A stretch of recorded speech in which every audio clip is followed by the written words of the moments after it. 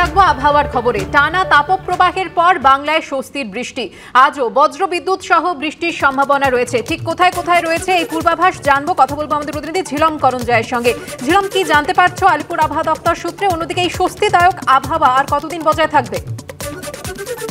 আবহাওয়া দপ্তর সূত্রে যেটা বলা হচ্ছে যে এই যে বৃষ্টি, বজ্রবিদ্যুৎ সহ বৃষ্টি, কালবৈশাখী, এইসব পরিস্থিতি আগামী শুক্রবার অবধি বজায় থাকবে এবং তারপরে তাপমাত্রা আবার বাড়তে পারে। তবে এই মুহূর্তে যেটা সবচেয়ে গুরুত্বপূর্ণ বিষয়, বজ্রবিদ্যুৎ সহ বৃষ্টি দক্ষিণবঙ্গের প্রায় সমস্ত জেলাতেই আজকে হবে এবং কলকাতাতেও সেটা হওয়ার সম্ভাবনা রয়েছে। ইতিমধ্যে আজ সকালেই যেটা ঘন্টা দুয়েকের একটি ওয়ার্নিং দেওয়া হয়েছে। দক্ষিণ 24 পরগনার বিভিন্ন জায়গায় 60 কিলোমিটার বেগে দমকা হাওয়া দিতে পারে, বজ্রবিদ্যুৎ সহ বৃষ্টি হতে পারে।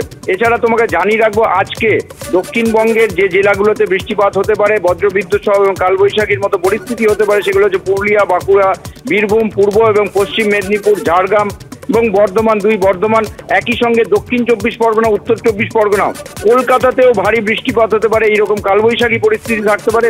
আবহাওয়া দপ্তর আজকেও সতর্ক করেছে মৎস্যজীবীদের, তারা যেন সমুদ্রে না যায়। এবং আবহাওয়া দপ্তর থেকে আরো একটা বিষয় বলা হচ্ছে, কালবৈশাখী বা এই দমকা হাওয়া, ঝড়, বজ্রবিদ্যুৎ সহ বৃষ্টিপাত যখন হবে তখন যেন সিকিউর জায়গায় থাকে, অর্থাৎ গাছের তলায় যেন না থাকে, যেন বিপজ্জনক বাড়ির তলায় যেন না থাকে, সেই সব বিষয়েও আবহাওয়া দপ্তর সতর্ক করেছে। ধন্যবাদ ছিলাম। 81 পাতার হলফনামা, তার প্রায় 65 পাতা জুড়ে দিয়েছেন তার বিরুদ্ধে থাকা ফৌজদারি মামলার বিবরণ। তারপর দিয়েছেন তার সম্পত্তির খতিয়ান। আজকের আয় ব্যয় ব্যারাকপুরের বিজেপি প্রার্থী অর্জুন সিং এর সাম্রাজ্য।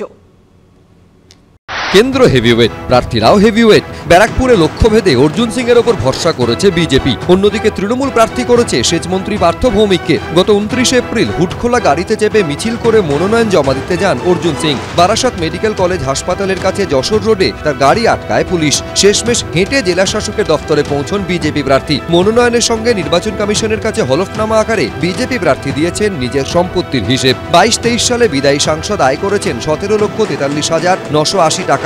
মনোনয়ন পেশের সময় অর্জুনের হাতে নগদ ছিল 10,08,325 টাকা এবং তার স্ত্রীর হাতে নগদ ছিল 10,000 টাকা। ব্যাংক অ্যাকাউন্টে প্রার্থীর নামে জমা আছে 6,16,202 টাকা। স্ত্রীর কোনো ব্যাংক ব্যালেন্স নেই। অর্জুনের শেয়ার বাজারে লগ্নি আছে 24 লক্ষ টাকার। এনএসএস এ জমা আছে 1,65,000 টাকা। বিজেপি প্রার্থীর নামে থাকা গাড়ির বাজার মূল্য 49,75,130 টাকা। অর্জুন ও তার স্ত্রীর নামে সোনার গয়না সহ অলংকার রয়েছে 10,82,903 টাকার। সব মিলিয়ে বিজেপি প্রার্থীর অস্থাবর সম্পত্তির পরিমাণ 1,22,57,309 টাকা। স্ত্রীর অস্থাবর সম্পত্তি 7,03,221 টাকার। শুধু অস্থাবর সম্পত্তিই নয়, স্থাবর সম্পত্তিরও হিসেব দিয়েছেন বিজেপি প্রার্থী। হলফনামায় জানিয়েছেন তার নামে রয়েছে কয়েকটি বাড়ি ও ফ্ল্যাট, যেগুলির বর্তমান দাম 1,45,16,456 টাকা। অর্থাৎ স্থাবর অস্থাবর মিলিয়ে সম্পত্তির মোট পরিমাণ 2,74,76,986 টাকা। হলফনামায় অর্জুন জানিয়েছেন তার নামে 93টি ফৌজদারি মামলা আছে, তবে কোনো মামলায় দোষী সাব্যস্ত হননি তিনি।